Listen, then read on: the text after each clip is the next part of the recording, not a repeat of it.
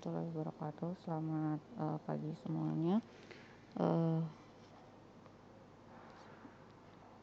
Semoga hari ini kita selalu dalam keadaan sehat walafiat. Hari ini kita ketemu lagi di mata kuliah bahan bangunan 1. Kita sudah masuk di bab 2, yaitu bahan perekat. Nah, kalau minggu kemarin kita sudah belajar tentang gips sama kapur, hari ini kita akan belajar tentang pozolan. Pojolan sendiri itu merupakan bahan mineral, dia sejenis tanah yang bila dicampur dengan kapur padam dan air itu akan mengeras atau membatu.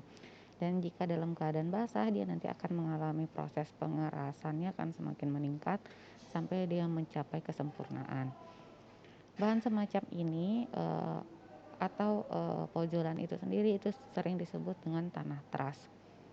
Di Indonesia, endapan tanah teras itu terdapat di daerah Nagrek sebelah timur Bandung, terus ada Kelumpit di kaki Gunung Muria di Muryapati di Jawa Tengah, dan Welingi itu di timur Blitar daerah Jawa Timur. Fungsi pojolan sendiri kalau kita tambahkan pada campuran beton kita itu yang pertama adalah dapat meningkatkan workability beton. Maksudnya workability beton itu adalah kemudahan pada saat pengerjaan beton untuk beton segar. Terus yang kedua itu yang memperlambat pengerasan beton. Terus yang ketiga membuat beton lebih kedap air. Terus meningkatkan ketahanan beton terhadap pengaruh sulfat dengan cara dia akan menghalangi terbentuknya kalsium sulfat. Terus yang kelima yaitu adalah meningkatkan ketahanan beton terhadap pengaruh alkali reaktif pada agregat. Yang keenam itu apabila agregat yang mengandung alkali reaktif bertemu dengan alkali pada semen, itu akan menyebabkan beton mengembang dan mengalami pecah atau retak. Nah, fungsi pojolan pada beton itu adalah untuk menetralisir pengaruh alkali reaktif tadi yang bisa menyebabkan beton mengembang dan mengalami retakan atau pecah. Terus yang akan kita pelajari di sini itu ada jenis pojolan alam sama jenis pojolan buatan atau teras alam dan teras buatan. Yang pertama kita coba bahas itu adalah pojolan alam. Jadi sebagian itu berasal dari bahan vulkanik termasuk tanah diatome.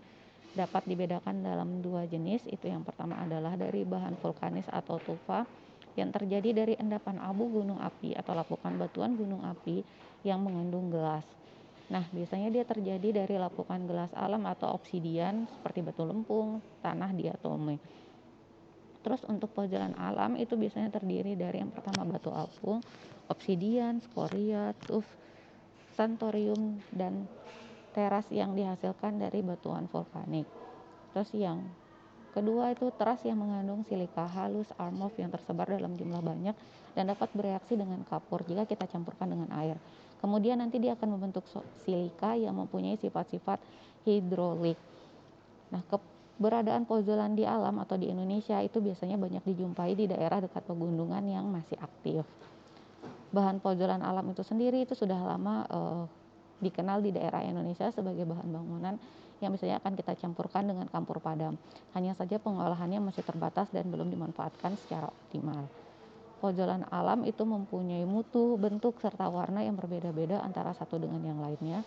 Karena mutu pojolan alam tidak sama di setiap tempat, maka untuk mengontrol kualitasnya, biasanya kita menggunakan suatu standarisasi mutu pojolan, biasanya menggunakan ASTM.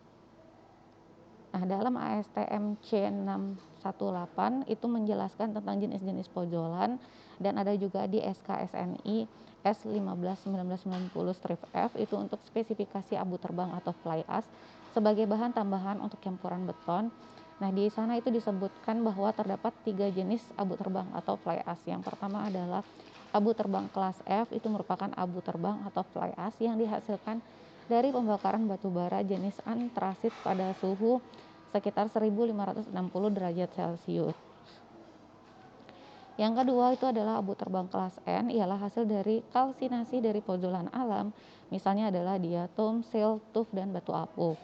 Yang ketiga itu abu terbang kelas C yang merupakan hasil dari pembakaran lignik atau batu bara dengan kadar karbon itu sekitar antara 60%. Sifat pojolan alam terhadap beton itu pada dasarnya adalah memperlambat waktu setting pengerasan beton. Karena reaksi awal unsur-unsur pada semen, air dan mineral pozolan itu akan berlangsung lebih lama, sehingga kekuatan beton nanti akan rendah, namun kekuatan maksimum beton itu akan tercapai atau mendekati nilai maksimum beton tanpa tambahan mineral pozolan saat beton berumur lebih lama. Nah, komposisi kandungan unsur kimia pada beberapa tipe pozolan menurut Rawlings pada tahun 1996 itu dia dibagi terhadap komposisi material sama komposisi unsur kimianya. Kalau yang material itu dia dibagi menjadi 4, yaitu adalah semen Portland, material sisa pembakaran, abu batu bara kelas C, dan abu batu bara kelas F. Sedangkan untuk komposisi unsur kimianya itu dia dibagi terhadap kalsium oksida, silika tetraoksida, sama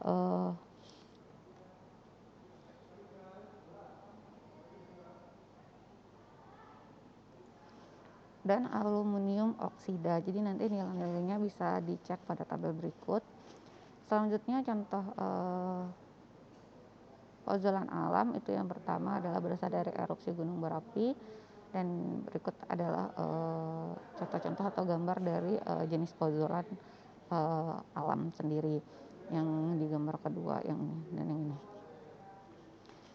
Selanjutnya yang kedua itu adalah pozolan buatan. Jadi pozolan buatan itu biasanya berasal dari yang pertama adalah pembakaran tanah liat dan atau serpih. Terus yang kedua adalah sisa bakaran batu bara atau kita sering sebut dengan fly ash, itu juga bisa kita sebut dengan pozolan buatan.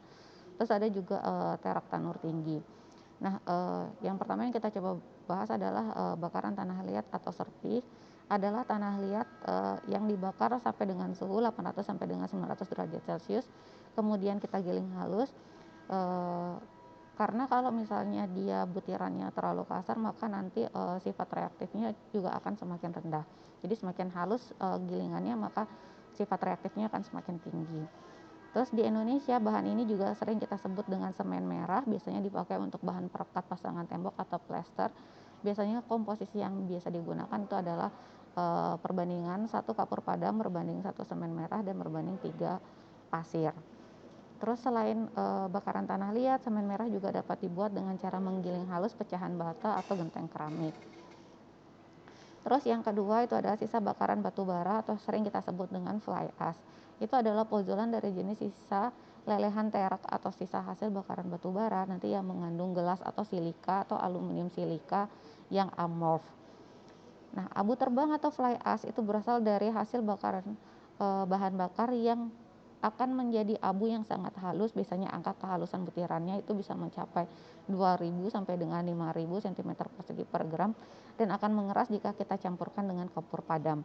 Kapur padam sendiri kemarin kita sudah bahas kapur padam itu apa. Nah, ini adalah contoh gambar batu bara, dan ini adalah power plant atau PLTU.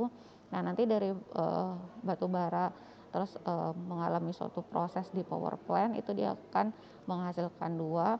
Yang pertama adalah fly ash itu sendiri, yaitu berasal dari presipitasi atau proses di power plant-nya. Sedangkan yang kedua itu ada yang namanya adalah bottom ash, itu biasanya berasal dari uh, uh, uh, batu bara yang ketika dihancurkan nanti itu akan menghasilkan bottom ash. Terus ini adalah contoh gambarnya, ada yang namanya fly ash sama yang namanya adalah bottom ash. Kalau bottom ash itu dia ukurannya lebih besar dibandingkan dengan yang fly ash. Terus yang ketiga itu ada terak tanur tinggi. Terak tanur tinggi itu didinginkan secara cepat dengan menumpahkan secara langsung ke dalam air. Maka nanti kita akan memperoleh granulat blast furnace slag atau kristal-kristal yang akan mengandung kalsium aluminium silikat yang bila terak dikeringkan dan kita giling halus dapat bersifat sementis dan akan mengeras dalam air. Nah, sifat-sifat pojolan secara umum bila kita campur dengan kapur pada dan di dalam air itu dapat mengeras atau membantu. Contohnya misalnya pojolan alam itu yang tidak dibakar. Terus cara untuk mengetahui pojolan alam itu yang pertama adalah satu, benda yang diduga pozolan kita haluskan dan kita ayak sampai saringan atau butirannya 0,30 mm, kemudian kita akan timbang sebanyak 100 gram. Terus kita siapkan kapur padam lolos saringan diameter 0,50 sebanyak 500 gram. Terus kita campur dengan air sampai dengan dia mencampur dengan rata, airnya plus minus 50 sampai dengan 50%, 55% dari berat campuran kita. Terus adonan kemudian kita cetak dalam mangkok dan kita ratakan permukaannya.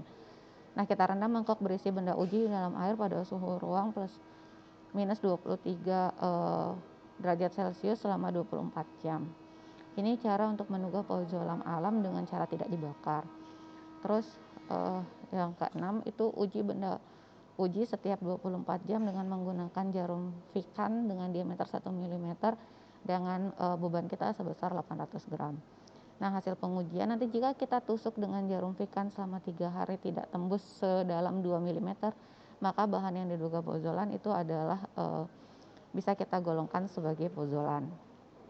Nah, ini adalah alat Vikan yang akan kita gunakan untuk mengetahui apakah material kita tadi bersifat pozolan atau tidak.